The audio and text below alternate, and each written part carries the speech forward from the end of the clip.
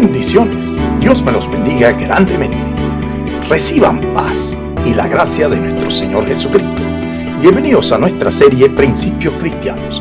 Hoy con la lección denominada La oración de obediencia. En esta lección les vamos a revelar otro de los secretos espirituales fundamentales para nuestra vida cristiana. Si estás en obediencia, esta palabra de avance es para ti. Antes de que salga el sol, ayuda viene en camino. La obediencia en la Biblia, la palabra de Dios, es nuestra respuesta amorosa a la voluntad de Dios. Es el ser obedientes a los mandatos, preceptos y estatutos determinados por Dios. No es una mera obligación legal, ya que se obedece por convicción y servicio, lo cual se considera esencial para la fe cristiana, trayendo bendición, libertad y vida espiritual. Nuestro Señor Jesucristo es el ejemplo máximo. Él obedeció hasta la muerte en la cruz, demostrando que la verdadera obediencia nace del amor incondicional. La Biblia contrasta la obediencia con la desobediencia, que sería el pecado, y destaca que el resultado de seguir el camino de Dios es la vida y la sabiduría. La Biblia tiene mucho que decir sobre la obediencia. De hecho, la obediencia es parte esencial en la fe cristiana. Jesús mismo fue obediente hasta la muerte y muerte de cruz. Eso lo leemos en la carta a los Filipenses en el capítulo 2, versículo 5, donde dice: haya pues en vosotros este sentir que hubo también en Cristo Jesús, el cual siendo en forma de Dios, no estimó el ser igual a Dios como cosa a que aferrarse, sino que se despojó a sí mismo, tomando forma de siervo, hecho semejante a los hombres, y estando en la condición de hombre, se humilló a sí mismo, haciéndose obediente hasta la muerte, y muerte de cruz. Por lo cual Dios también le exaltó hasta lo sumo, y le dio un nombre que es sobre todo nombre, para que en el nombre de Jesús se doble toda rodilla de lo que está en los cielos y en la tierra y debajo de la tierra, y toda lengua confiese que Jesucristo es el Señor, para gloria de Dios Padre. Para los cristianos, el hecho de tomar nuestra cruz y seguir a Cristo, como establece el Evangelio de San Mateo en el capítulo 16, versículo 24, significa obediencia, y leemos: entonces Jesús dijo a sus discípulos: si alguno quiere venir en pos de mí, niéguese a sí mismo y tome su cruz y sígame. La Biblia dice que debemos mostrar nuestro amor a Jesús, obedeciéndole en todo, siguiéndole, como establece el Evangelio de San Juan en el capítulo 14, versículo 15. Y ahí leemos, dice: si me amáis, guardad mis mandamientos. A un cristiano que no obedece los mandamientos de Cristo, Dios le puede preguntar con toda razón: ¿por qué me llamáis Señor, Señor, y no hacéis lo que yo os digo? Como dice igualmente el Evangelio de San Lucas en el capítulo 6, versículo 46. Ahí vemos que la obediencia se puede definir como el cumplimiento obediente o sumiso de los mandatos de quien tiene autoridad. Habiendo dicho esto, es importante recordar que nuestra obediencia a Dios no es únicamente un asunto de deber. Le obedecemos porque le amamos. En el Evangelio de San Juan, en el capítulo 14, versículo 23, establece este entrañable amor que debemos de tenerle a nuestro Señor Jesucristo. También entendemos que el espíritu de obediencia es tan importante como los actos de obediencia. servimos al Señor con humildad, sencillez de corazón y amor.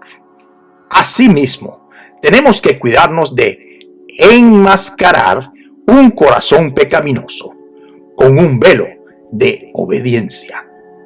Estimados, vivir la vida cristiana no consiste en cumplir reglas. Los fariseos de la época de Jesús perseguían incansablemente los actos de obediencia a la ley, pero se convirtieron en santurrones creyendo que merecían el cielo por lo que habían hecho. Se consideraban dignos ante Dios, quien les debía una recompensa. Sin embargo, la Biblia nos dice que sin Cristo, incluso nuestros mejores y más justas obras son como trapo de inmundicia. Eso lo vemos en el libro de Isaías, en el capítulo 64, versículo 6. A la obediencia externa de los fariseos todavía le faltaba algo, y Jesús desenmascaró la actitud de su corazón. Sus vidas se caracterizaban por su hipocresía al obedecer la letra de la ley, al tiempo que violaban el espíritu de la misma. Y Jesús les reprendió duramente y les dijo: ¡ay de vosotros, escribas y fariseos, hipócritas!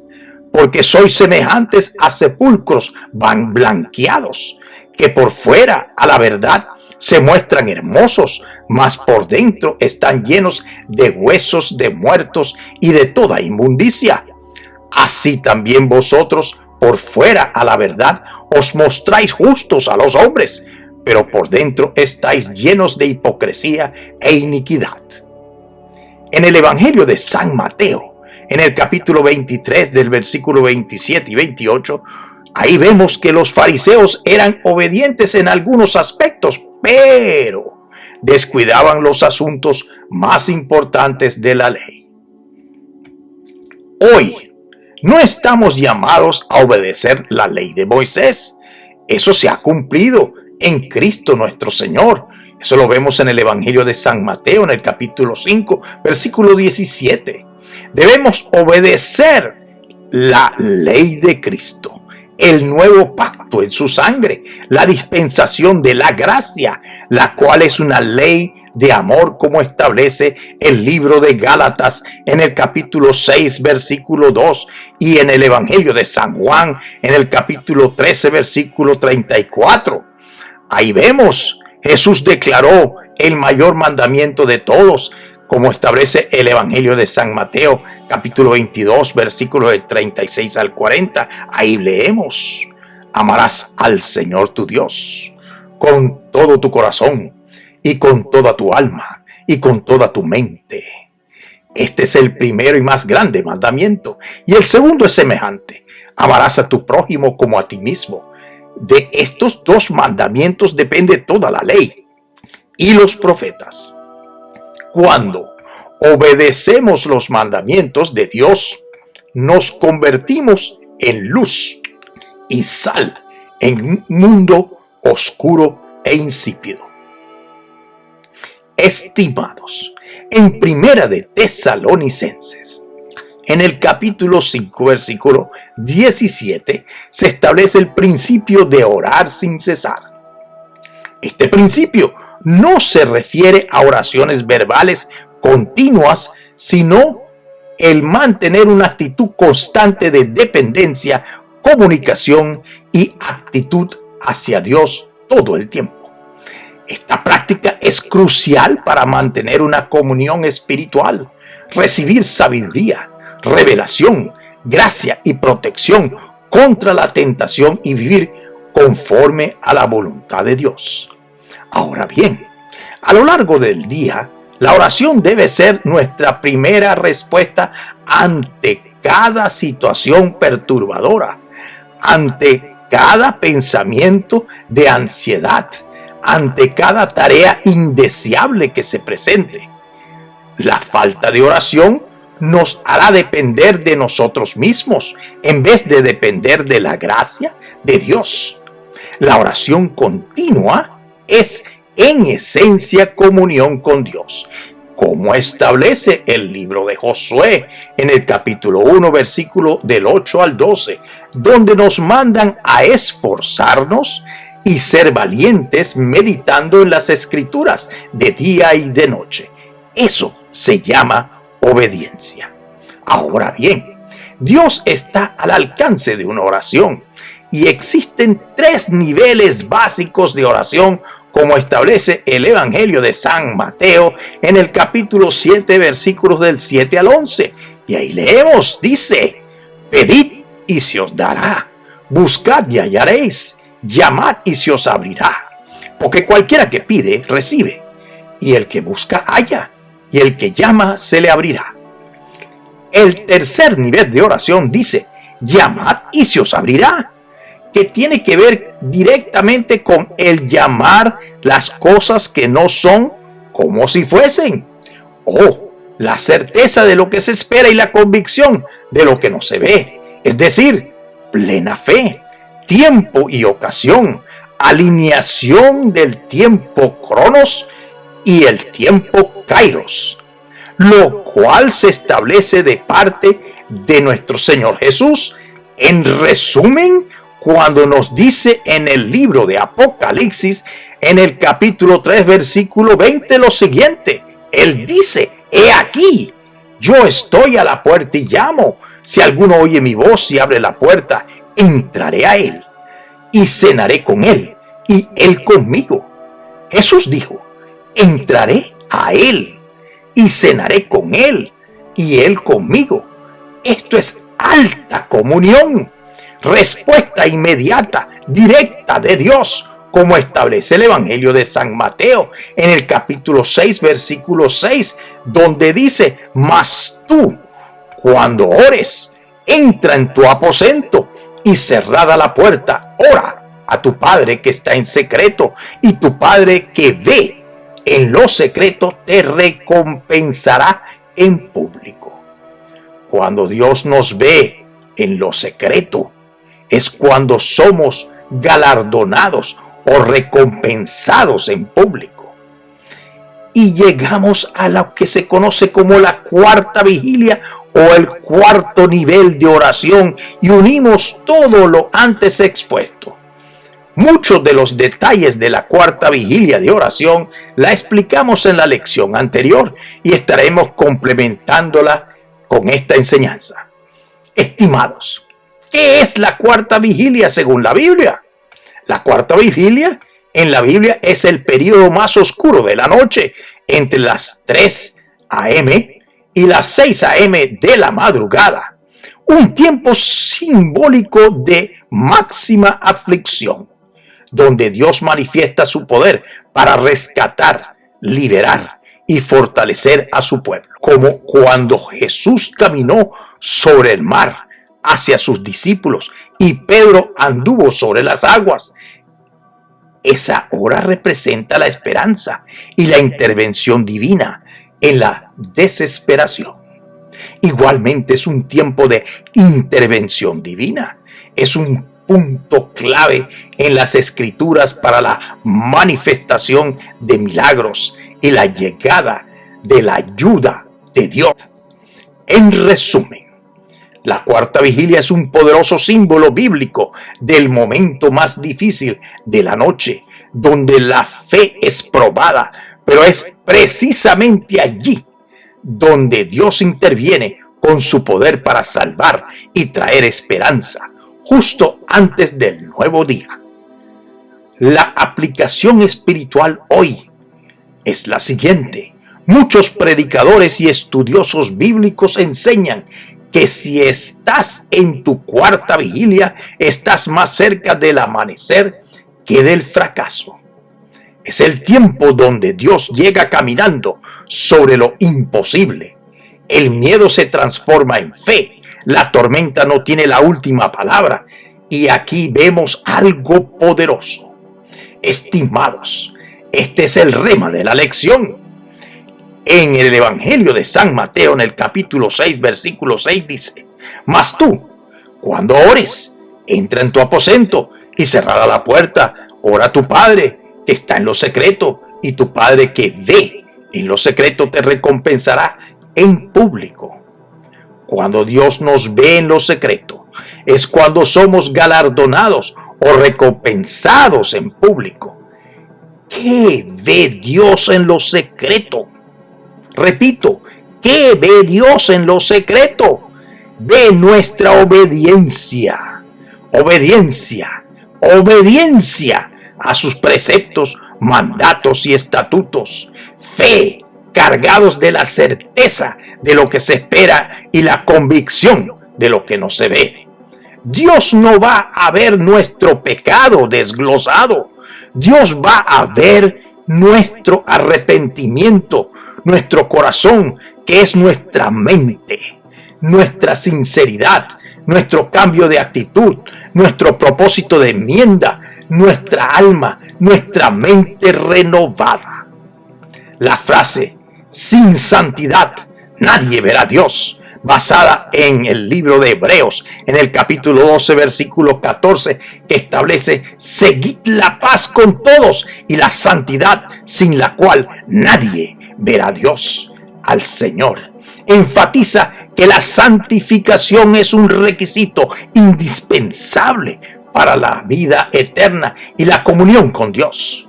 Implica vivir apartados del pecado, consagrados a Dios y buscando la pureza de corazón, la pureza de mente. Esta santidad es una obra de Dios en el creyente a través de Cristo nuestro Señor, no un logro personal. La definición de santidad significa estar separado del pecado y dedicado, consagrado al servicio de Dios. Se relaciona con la excelencia moral y la espiritual. Es un requisito de la salvación del alma. La santidad no es opcional para el cristiano. Repito, la santidad no es opcional para el cristiano, sino una exigencia para entrar al cielo, para salvar nuestra alma. Es la prueba de la salvación genuina.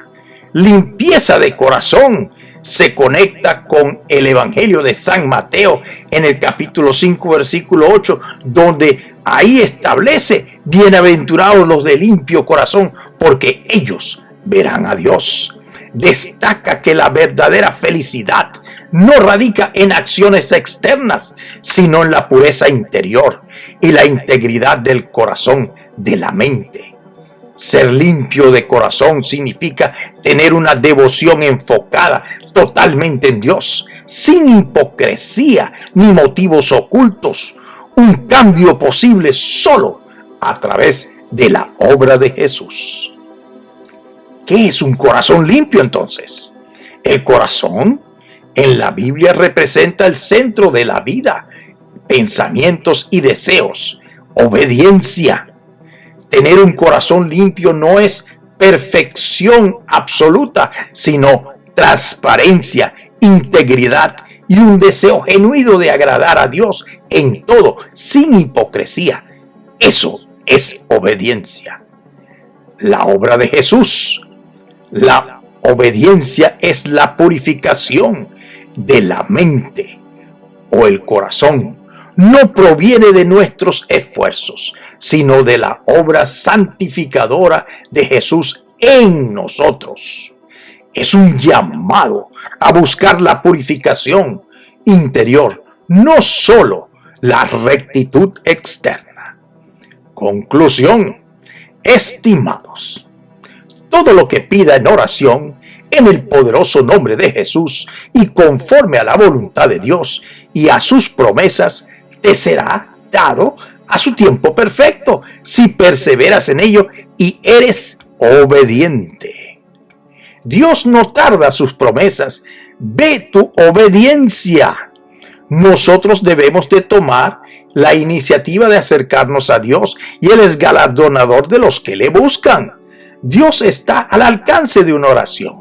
Para Dios nada es imposible, y todo es posible para el que cree. Y todo aquel que cree verá la gloria de Dios si obedece. Dios nos dice: dame a mí primero, instrúyete primero, conoce la palabra de Dios y confiesa la palabra de Dios. Si Dios lo dice y yo lo creo, Dios actúa. Nada sale del cielo sin que primero salga algo de la tierra. Persevere, persista en alcanzar su bendición. Sed obedientes y serás recompensado en público, promocionado. Sed obedientes es un mandato. Sin santidad nadie verá a Dios. Si no cambiamos de actitud, no alcanzaremos la salvación. Nuestra alma depende de que seamos obedientes a la palabra de Dios. Hoy día hay tantos ataques al pueblo cristiano. Hay tantos ataques a la moral, a las buenas costumbres, a los principios de vida, a los principios morales. Y el que no se mantenga en obediencia en la mente de Cristo, pensando como pensaría Jesús, actuando como actuaría Jesús, se va a perder. Estimados, esto parece palabra fuerte, parece, y aunque parezca, resulta que sí es fuerte para todo aquel que se encuentre en desobediencia. Pero si obedecemos al Señor, Él es fiel y verdadero y galardonador de los que le buscan. Habló para ustedes el doctor Ricardo Achón.